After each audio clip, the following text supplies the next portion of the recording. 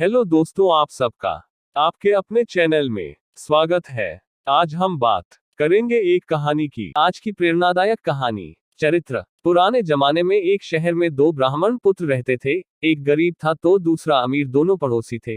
गरीब ब्राह्मण की पत्नी उसे रोज ताने देती, झगड़ती। एक दिन 11 के दिन गरीब ब्राह्मण पुत्र झगड़ों से तंग आ जंगल की ओर चल पड़ता है, ये सोचकर कि जंगल में शेर या कोई मांसाहारी जीव उसे मारकर खा जाएगा, उस जीव का पेट भर जाएगा और मरने से वो रोज की झिक-झिक से मुक्त हो जाएगा।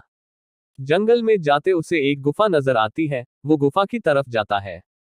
गुफा में एक शेर सोया होता है और शेर की नींद में खलल न पड़े इसके लिए हंस का पहरा होता है।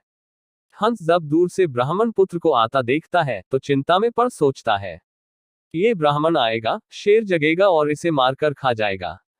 11 के दिन मुझे पाप लगेगा, इससे बचाए कैसे?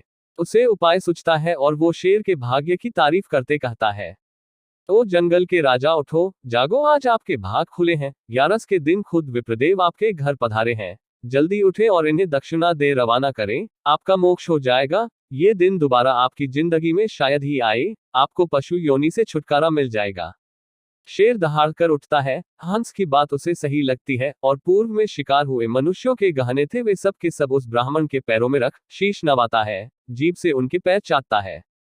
हंस ब्राह्मण को इशारा करता है, विप्रदेव ये सब गहने उठाओ और जितना जल्द हो सके वापस अपने घर जाओ। ये सिंह है, कब मन बदल जाए। ब्राह्मण बात समझता है, घर लौट जाता है। डौसी अमीर ब्राह्मण की पत्नी को जब सब पता चलता है तो वो भी अपने पति को जबरदस्ती अगली 11 को जंगल में उसी शेर की गुफा की ओर भेजती है। अब शेर का पहरेदार बदल जाता है। नया पहरेदार होता है कौवा। जैसे कौवे की प्रवृत्ति होती है वो सोचता है, बढ़िया है, ब्राह्मण आया, शेर को जगाऊं। शेर की नींद में खलल पड़ेगी, गुस्साएगा, ब्राह्मण को मारेगा तो कुछ मेरे भी हाथ लगेगा, मेरा पेट भर जाएगा। ये सोच वो कांव कांव कांव चिल्लाता है। शेर गुस्सा हो जगता है। दूसरे ब्राह्मण पर उसकी नजर पड़ती है, उसे हंस की बात याद आ जाती है।